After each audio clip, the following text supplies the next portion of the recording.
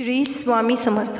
सर्वांचे माझ्या मराठी यूट्यूब चॅनलमध्ये म्हणजे शंकर महाराजांचा आशीर्वाद या चॅनलमध्ये मनापासून स्वागत आहे. स्वामींच्या कृपेने तुमच्या सर्व चांगल्या इच्छा पूर्ण हो. मैत्रिणींनो, पैसा, सुख, संपत्ती तर सर्वांनाच हवी असते.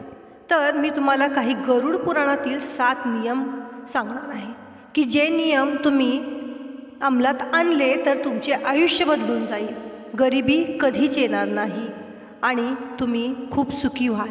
कोणते आहेत ते 7 नियम? चला तर मग जास्त वेळ न घालवता व्हिडिओला सुरुवात करूया. आणि तुम्ही माझ्या चॅनलवर अजूनही नवीन असाल, चॅनलला सबस्क्राईब केलेलं नसेल तर चॅनल सबस्क्राईब करा.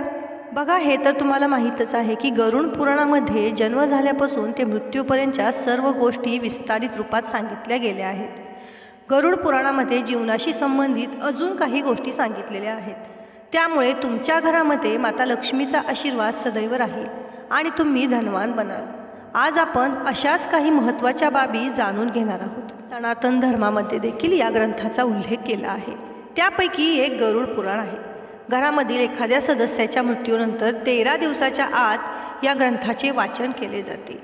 सुखी जीवनासाठी कोणत्या गोष्टी लक्षात घ्याव्यात ही सुद्धा गरुड पुराणामध्ये माहिती सांगितली आहे. मनुष्याने जर गरुड पुराणामध्ये सांगितलेल्या गोष्टी जर आत्मसात केल्या तर त्याला कधीही आर्थिक अडचणी निर्माण होणार नाहीत. परंतु हे फार कमी लोकांना माहीत आहे. चला तर मग जाणून घेऊयात कोणत्या आहेत त्या गोष्टी. तर गरुड पुराणानुसार उधार घेतलेले पैसे पूर्ण परत करावेत. उधार घेतलेले पैसे शक्यतो पूर्ण स्वरूपात लवकरात लवकर परत करावेत. पैसे परत न केल्यास व्याजाची रक्कम वाढते व आपले कर्ज पूर्ण फेडले जात नाही. एखाद्या मित्राकडून किंवा नातेवाईकाकडून उधारी घेतलेले पैसे परत न केल्यास नात्यांमध्ये देखील दुरावा निर्माण होऊ शकतो आणि अचानक गरज पडल्यास कोणी मदत करत नाही. जर तुम्हाला वाटत असेल की माता लक्ष्मीचा तुमच्यावर सदैव आशीर्वाद राहावा तर ही गोष्ट करणे तुमच्या फायद्याचे ठरेल.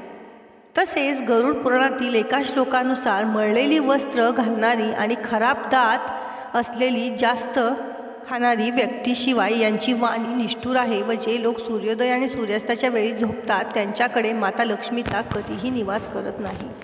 मैत्रिणींनो, गरुड पुराणानुसार आपल्या स्वयंपाकघराची पूजा करावी असे मानले जाते की स्वयंपाकघराची पूजा केल्यानंतर घरामध्ये कधीही धनाची कमी जाणवत नाही आणि माता लक्ष्मीची खास कृपा त्या घरावरती राहते.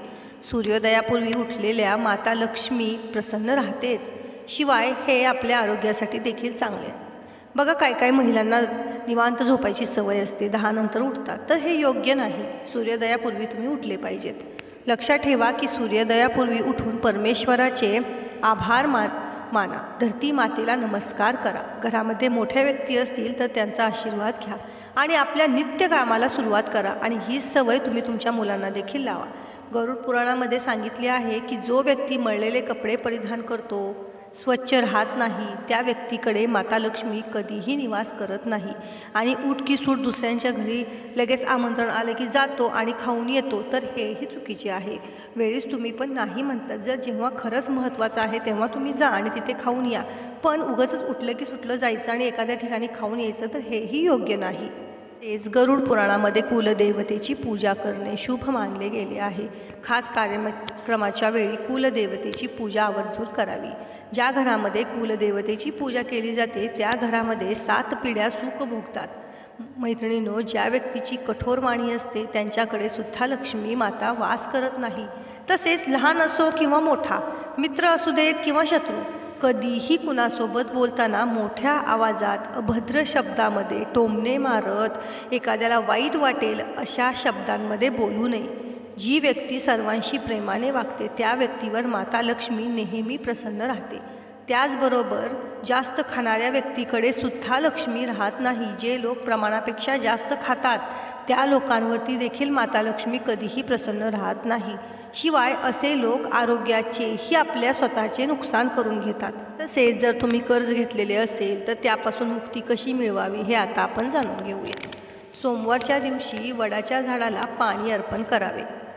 एका तांब्यामध्ये पाणी घेऊन त्यामध्ये 1 चिमूट हळद व 1 चिमूट तांदळाचे पीठ टाकून ते पाणी वडाच्या झाडाला अर्पण करावे, वडाच्या मुळांशी अर्पण करावे.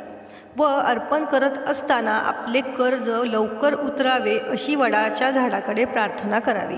असे तुम्ही 5 सोमवार करू शकता. केल्यानंतर 3ऱ्या सोमवारी वडाच्या झाडाचा छोटासा भाग घेऊन आपल्याजवळ 2-3 महिने ठेवावा. हिंदू पुराणानुसार कर्जमुक्तीच्या उपायासाठी वटवृक्षाला मोठे स्थान मानले गेले आहे. एक नारळ घेऊन त्यावर चमेलीच्या तेलामध्ये सिंदूर मिसळून त्याने स्वस्तिक काढावे. नैवेद्य म्हणून गोड पदार्थ ठेवून हे मंगळवारच्या दिवशी भगवान हनुमान यांना अर्पण करावे. असे 4 ते 5 मंगळवारी केल्यानंतर याचा लाभ नक्की मिळतो. हा उपाय जर पूर्ण पवित्रता आणि श्रद्धेने केला तर याचे परिणाम 3ऱ्या मंगळवारपासूनच तुम्हाला दिसायला लागतील. आपल्याला उंची एवढा काळा दोरा घेऊन आपल्या स्वतःच्या उंची एवढा काळा दोरा घेऊन तो एका नारळाला गुंडाळायचा.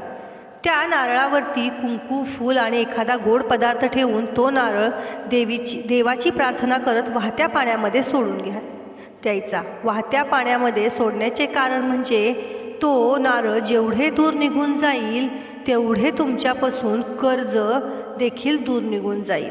तर मैत्रिणींनो, हे होते गरुड पुराणातील 7 नियम. तर बघा, हे छोटे छोटेसे उपाय आहेत, पण गरुड पुराण खूप छान ज्ञान देऊन गेले आहे. तर ते तुम्ही पुस्तक नक्की घ्या आणि नक्की वाचा. अजून खूप त्याच्यामध्ये उपाय सांगितलेले आहेत. मैत्रिणींनो, तुम्हाला हा व्हिडिओ कसा वाटला, ही माहिती कशी वाटली मला कमेंटमध्ये नक्की सांगा. आणि तुम्ही माझ्या चॅनलवर अजूनही नवीन असाल, चॅनलला सबस्क्राईब केलेलं नसेल तर चॅनलला सबस्क्राईब करा. धन्यवाद. श्री